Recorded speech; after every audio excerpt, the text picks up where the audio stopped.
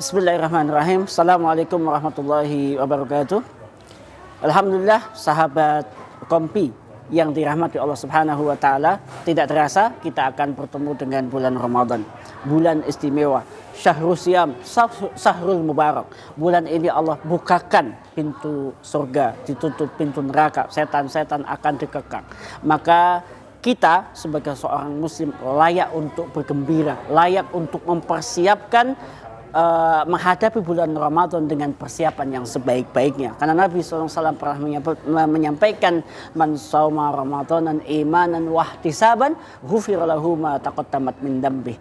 Wahtisaban itu artinya kita ini merencanakan, menghitung-hitung. Ketika kita masuk bulan Ramadan, maka kita sudah punya planning. Saya mau hatamkan berapa juz, saya akan berinfak rutin selama bulan Ramadan itu sekian. Semua kita perhitungkan untuk menunjukkan bahwa kita betul-betul mempersiapkan diri ketika kita mau memasuki bulan Ramadan. Dan yang lebih penting adalah kita menjalani proses di bulan Ramadan dengan sebaik-baiknya. Sehingga apa? Proses itu bisa menghantarkan kita kepada derajat takwa. Karena sesungguhnya takwa adalah sebaik-baiknya bekal. Bahwa kita ini, kualitas diri kita itu tidak dipandang oleh warna kulitnya, dipandang oleh rambutnya, bahkan oleh kelopak matanya. Tetapi kita itu dipandang oleh Allah karena ketakwaan kita. Inna akramakum indallahi atqakum. Maka sekali lagi kita mesti bisa mempersiapkan bulan Ramadan ini dengan sebaik-baiknya persiapan. Dan jangan lupa, benar bahwa tujuan akhir dari ibadah bulan Ramadan itu adalah la'allakum tattaqun. Tetapi sesungguhnya la'allakum tattaqun itu kalau hanya untuk dicapai secara individual itu sulit. Makanya kami mengusung bahwa Ramadan kali ini adalah Ramadan dengan takwa, hanya dengan takwa, dengan cara mewujudkan Islam yang kafah.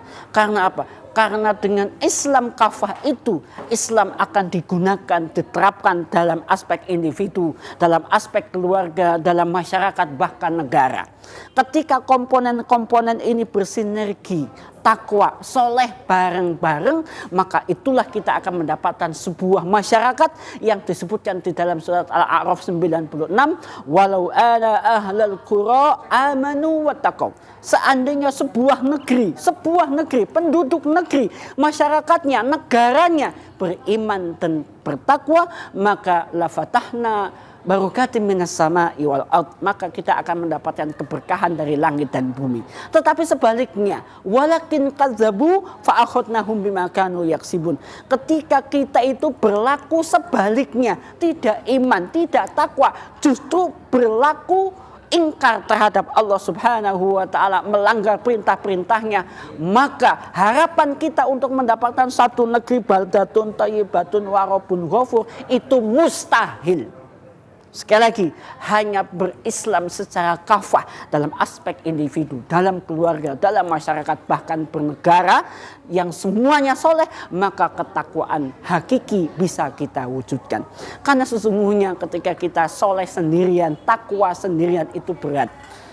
Maka kita bisa melihat di tengah-tengah masyarakat ketika ada orang yang soleh, ketika ada orang yang dekat agama, ketika masyarakatnya tidak soleh, bahkan negaranya itu malah memusuhinya. Ada ustadz yang malah kemudian dikriminalkan. Ada orang pengkhianat yang koruptor menghabiskan uang rakyat malah diposisikan sebagai orang yang hebat. Bahkan ketika masuk pengadilan pun divonis bebas.